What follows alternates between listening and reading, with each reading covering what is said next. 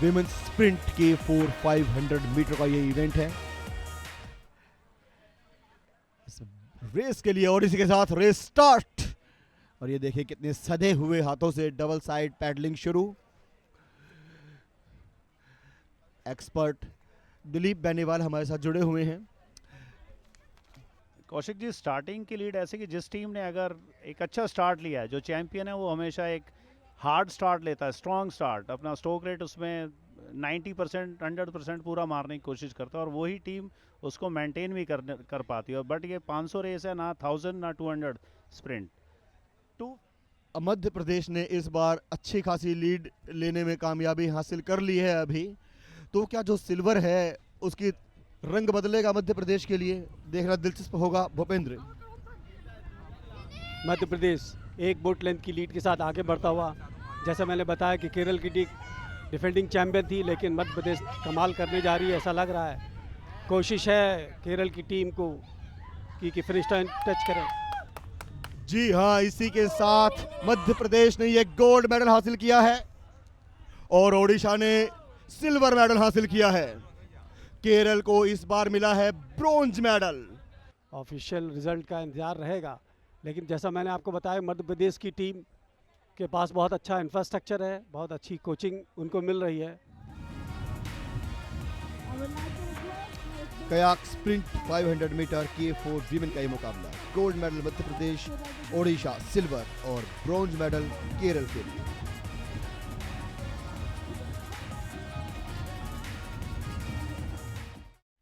इस समय आपकी स्क्रीन पे मेंस K4 500 मीटर तैयार फाइनल्स के।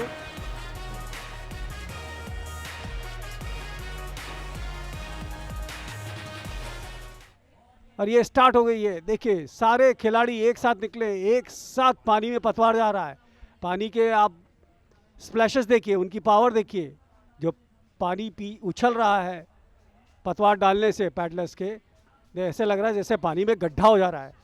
और यहाँ पर नजर डाले तो लेन नंबर 5 में मणिपुर। देखिए हरियाणा की टीम जो लेन नंबर 1 में है वो कैप्साइज हो गई है। अब उनके लिए रेस कंप्लीट करना मुझे लगता है बहुत मुश्किल होगा। और लेन नंबर 3 में उड़ीसा की टीम उनका पीछा करते हुए देखना होगा कि 300 मीटर के बाद क्या स्ट्रेटजी है इन प्लेयर्स की। हरियाणा की टीम कैप्साइज कर गई जो कि लेन 1 में थी। ये देखिए लेन में 4 में एसएससी भी ने आधा बोट लेंथ की लीड ले ली है। जैसा कि मैं बता रहा था कि ये डिफेंडिंग चैंपियन है और ये इसको बरकरार रखेंगे स्वर्ण के लिए आगे बढ़ती हुई। लेन नंबर 4 में एसएसबी की टीम इसको रिप्रेजेंट कर रहे हैं गोली रमेश, भूमि सिंह, अजीत सिंह, वरिंदर सिंह। और इस प्रकार फिनिशिंग बहुत ही बेहतरीन फिनिश एसएसबी टीम द्वारा।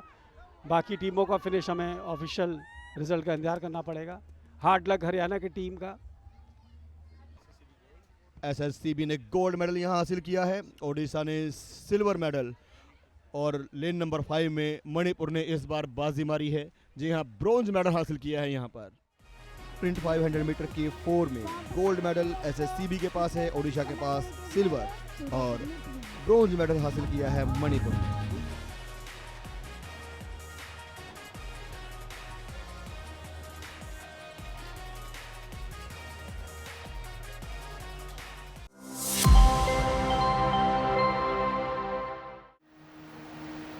पूजा के बारे में आपको जानकारी दें तो पिछले बार की ये स्वर्ण पदक विजेता हैं और सबसे पहले ये करेंगे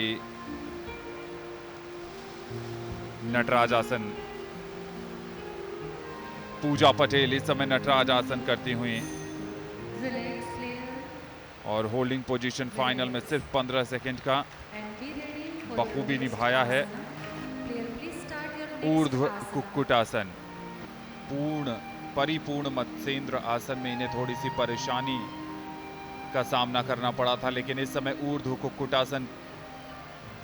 एकाग्रता बहुत महत्वपूर्ण है योग में।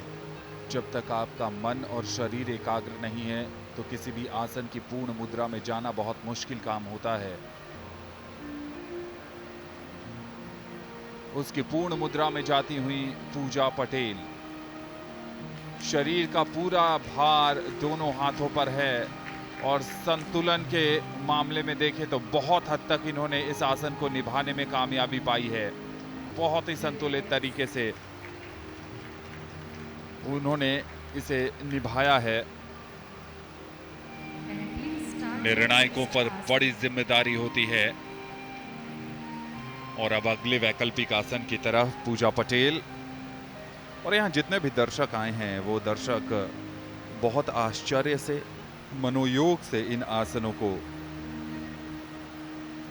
देखते हुए। ये अपने आप में एक और मुश्किल आसन।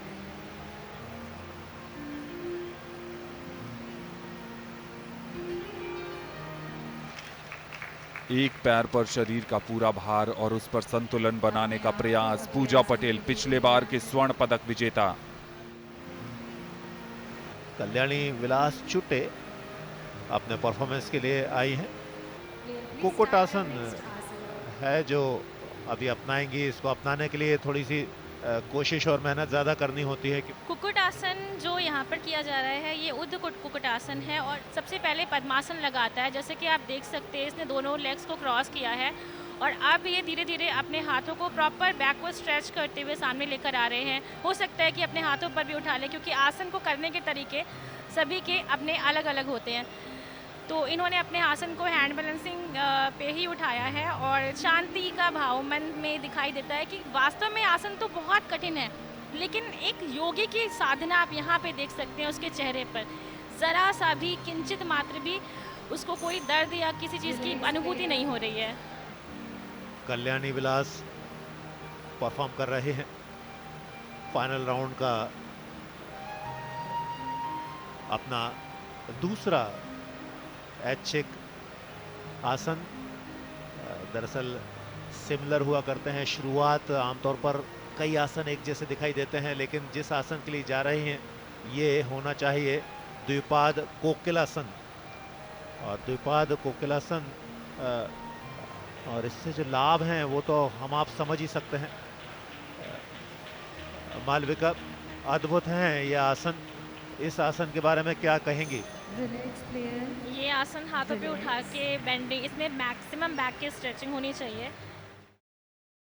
ये आखिरी प्रतिभागी हैं फाइनल राउंड की, स्नेहलता हरियाणा की।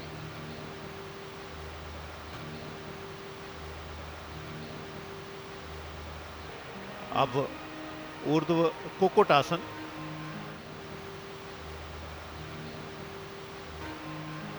जिसे निभाने की जवाबदारी है। 15 सेकंड तक होल्ड करना है। चेहरे के भाव आपके बेहतर होने चाहिए। चेहरे पर तनाव नहीं होना चाहिए। मुस्कुराहट हो और सहजता हो और उसे 15 सेकंड तक निभाना है। निभाया गया स्नेहलता के द्वारा। कोई बहुत ज़्यादा दिक्कत हुई नहीं, लेकिन तकनीकी पक्ष कुछ अलग कहता है। और अब अगले आसन की तरफ बढ़ेंगे। ये अगला आसन तीसरा ऑप्शनल आसन रहेगा, तीसरा ऐच्छिक आसन रहेगा। ये मुझे भी लगता है और संभवतः मालविका ये होता भी है कि आप बहुत आसान रास्ते से जाएं, बहुत जल्दबाजी ना करें। इसके लिए जजेस भी आपको समय देते हैं। स्मूथ ट्रांजिशंस नहीं है और इसकी वजह से कुछ तो परफॉर्मेंस पे असर पड़ रहा है। हालांकि competitor is performing nice.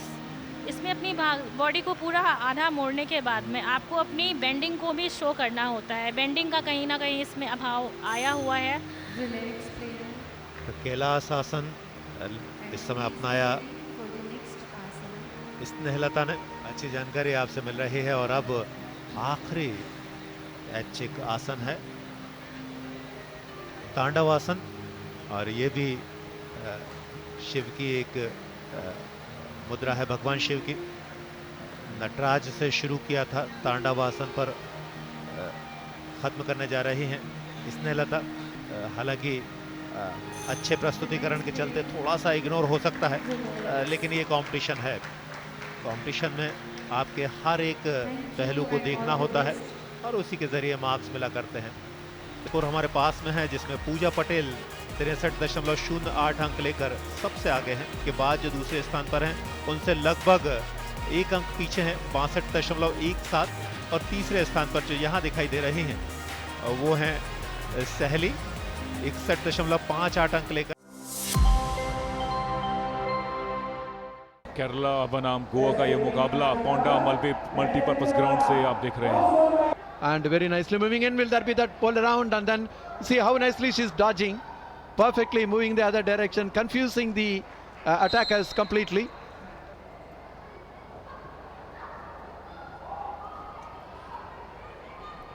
And it's again Ashwini Velip there.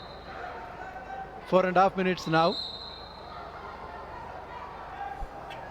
जी बहुत ऊर्जापूर्ण ये खेल रहता है, ना सिर्फ एक आक्रामक इसमें खूबी है, एक मार्शल आर्ट वाली खूबी रहती है, एजिलिटी भी एक जिम्नास्ट वाली उनको चाहिए। And they're trying to good time that go, but still Savitri just moving quickly, not giving a chance. Aditya की गति देखी वहां पर केरला के खिलाड़ी की, क्या छलांग मारी है आदित्य ने, वाह। 30 अंक बटोरे हैं केरला ने। 2 मिनट का खेल बचा है इस पहले इनिंग में, और गोवा की डिफेंडर पोस्ट के पास अच्छी गति के साथ यहां पर अश्विनी वेलिप उस मौके पर गोवा के लिए डिफेंड करती हुई सक्सेसफुली। शानदार प्रदर्शन यहां पर केरला का। जिस तरह से हमें लगा था शुरुआती इनिंग में कि 20, 25, 30 के आसपास वो स्कोर बटोरेंगे, ऐसा नहीं, बल्कि अच्छा खासा यहां पर इन्होंने खाता खोला है। 46 के पॉइंट पर हैं और अभी कुछ सेकंड बचे थे, लेकिन अब ये इनिंग यहां पर समाप्त हुई है 46 पर केरला की। And more than combination, what I'm seeing is the coordination, the lack of saying where to give the go and what time. Exactly, the time is the essence, coordination and the team spirit. And anyway, they will have a lot to do. When you look at the video again, they will know where to improve. They are facing a formidable opponent. That's good in a way. Absolutely. There it is. Yeah, 120 for Kerala, victory for Kerala as well. As only 12 for Goa. It's 2-pointer victory.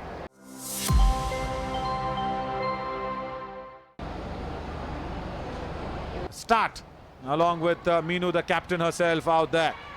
Nice little pole vault, turns around, comes in very quickly. Akshata goes and also comes around very nicely is Manya. Now we come into that last 1 minute where the bonus point will be very crucial. Dive, gets it, I think. Oh, yes, she's got it. We need to run down the 30 seconds. We don't have to give it. Yeah, that's the hooter. Wow, what a turn. What a fabulous turn. 12 all. And the attackers here, Ariana, there she is.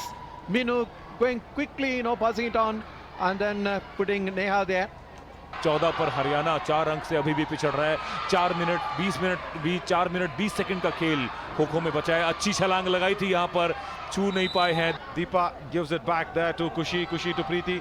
Preeti goes back to Pooja, and once again Kushbu comes around. They're not able to even get closer to Akshata. Oh, dive was very good from Muskan. अक्षता ने जो अपना यहाँ पर खेल दिखाया कर्नाटका के लिए, एक अटैकर को हरियाणा के उन्होंने छकाया है सिंगल हैंडेडली, और यहाँ पे 9 सेकंड के खेल बचे हैं। देखिए यहाँ पर ज़्यादा कोई अंक मुझे लगता नहीं हरियाणा बटोर पाएगा, और अक्षता उनकी पहुँच से काफ़ी दूर है। Totally. And what was it? It was 12 all in the first turn, and look at this. In the second turn, it is gone out there and got that important points.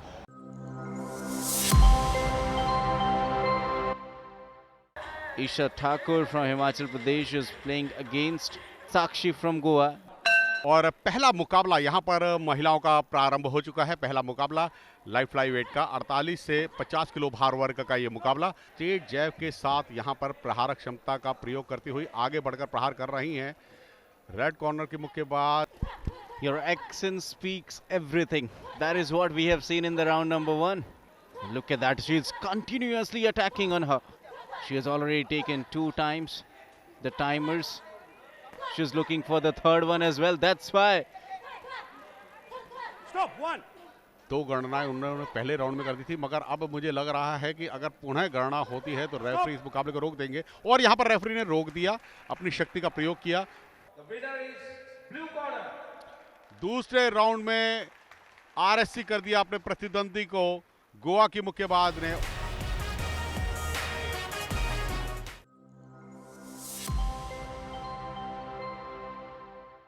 Ojibala Thanajam from Manipur. She will be fighting against Divya M from Tamil Nadu.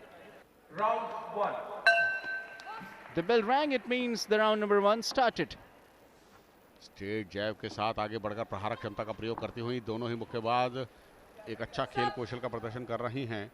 दूसरा चक्र प्रारंभ हो गया है। Sumit long rich का फायदा उठा सकती है मणिपुर की मुक्केबाज। रेड कॉर्नर की मुक्केबाज तमिलनाडु की मुक्केबाज भी कुछ कम नहीं, बहुत ही नजदीक जाती हैं और फिर प्रहार क्षमता का प्रयोग करती हैं।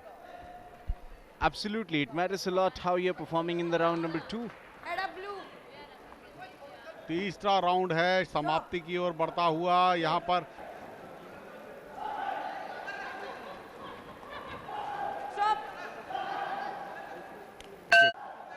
यूनानिमस डिसीजन रहा है और यहां पर इस मुकाबले को जीत पाने में कामयाब हुई है मणिपुर की मुक्केबाज ओजीबाला।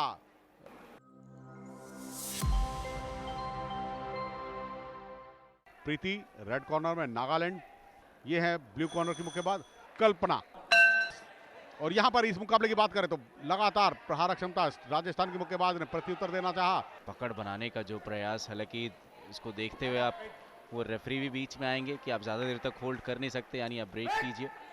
आप देखिए गोवा के मुक्केबाज, बहुत अच्छे मुक्केबाज निकल कर आ रहे हैं। लुसोफोनिया गेम्स हुए, अब आप देखिए चाहे वो वेट लिफ्टिंग चैंपियनशिप हो, चाहे वह अन्य खेल हो, उन खेलों में भी जहां पर और यहां पर अंकों के आधार पर इस मुकाबले को जीत पाने में सुनिश्चित की है अपनी जीत नागालैंड की मुक्केबाज ने। राजस्थान की मुक्केबाज को परास्त किया।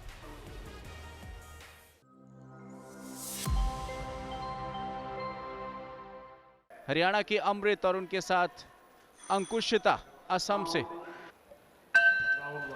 The first round begins here. I think Ankushita Boro should stay true to her game, having the experience of being an international boxer. Like we can see, both the boxers getting extremely aggressive there. Since it is the last round, a crucial round. और देखिए, हम उम्मीद भी यही करते थे कि aggressive intent नजर आएगा। So for 43 sports to be hosted in Goa for national games seems an unbelievable task and seemed extremely daunting from the people's perspective, but it is hosted and Goa. और यहाँ पे जीत अंकुशिता बोरो को।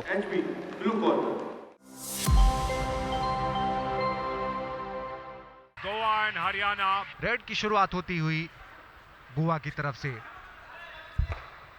First raid by Akash Singh of Goa. Goa in white,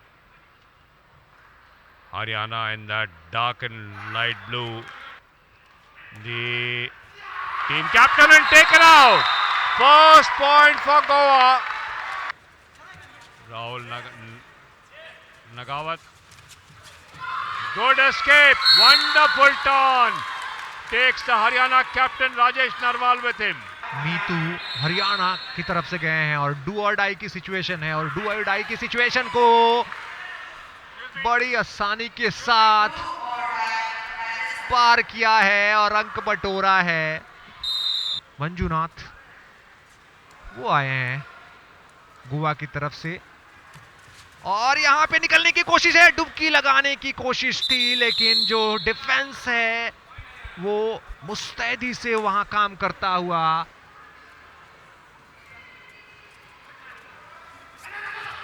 Backing the chain, Rajesh Narwal took on Ali Gondi and paid the price. Could not take off. फिर से एक बार गुमान सिंह आए हैं। गुमान सिंह के पास मौका, एंकल होल्ड किया है, डबल एंकल होल्ड है, लेकिन आसानी के साथ वो लौटेंगे और अंक मिल गया है यहाँ पर।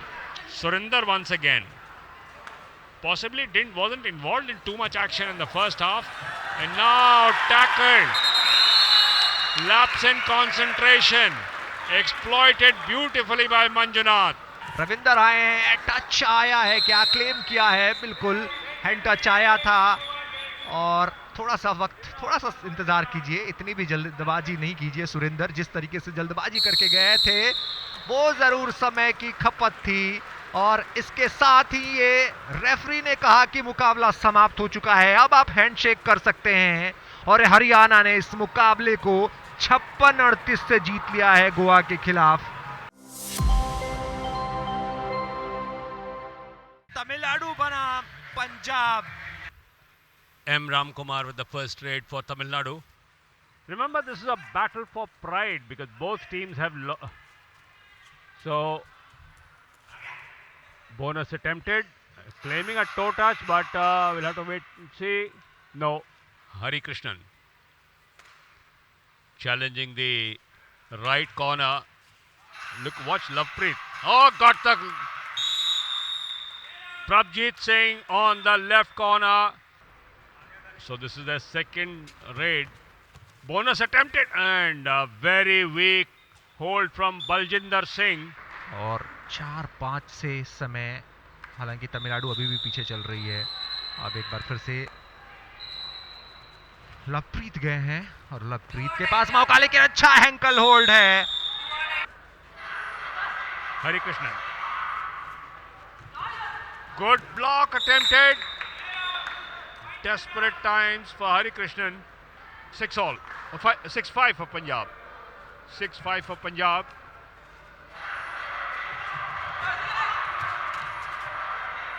Very well followed there. And now it's one-on-one. Hari Krishnan just trying to trip him, but not successful. So Tamil Nadu complete an all out. और एक बार फिर से अब तमिलनाडु की तरफ से हरि कृष्णन गए हैं. 22-15 से लीड करती हुई इस समय तमिलनाडु टच हासिल किया है. और क्या ये सुपर रेड है. नजर आती हुई पंजाब की टीम इस समय, हालांकि अभी भी जो बढ़त है वो तमिलनाडु के पास है. और यहाँ पे बड़ी आसानी के साथ टैकल किए जाएंगे. अच्छा डिफेंसिव वर्क वहाँ पे. पंजाब के पास वापसी के बहुत ज़्यादा मौके बचे नहीं है, बहुत ज़्यादा समय नहीं बचा है. और राजवीर कोशिश करते हुए, लेकिन एक बार फिर से अच्छा ankle hold. Only final 3 or 4 minutes have we seen them active. This time good work from Santapana Selvam. Running the clock down. N. Abhinesh runs the timeout. Clock down. And that will be it. 1 point given, Abhinesh.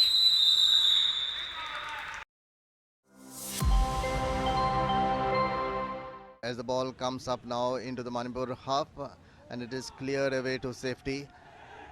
And that's a clear foul there. Yes, the referee once again making his way. Yes, it's going to be a card this time. But Manipur in the semi-finals, looking to pass the ball. Wonderful there for Fijam. He needed a better first touch. Can he get the shot in? Dribbles one, dribbles two, and that's a fantastic finish. Fijam there. What a calm and composed finish there. Ref has controlled the game really very well. He has not let it drift into any sort of physicality. He has been quick to remove his cards. At the same time, he has controlled the game beautifully. Samson with a lovely cross there. And here we have a shot one more time. Fantastic goal there. This time the goal being scored in extra time. Laima Jam there making a run. And here we have the Erling Haaland celebrations being brought out by the Manipur camp. What a fantastic goal there in extra time. And once again they're looking to change the flank of play.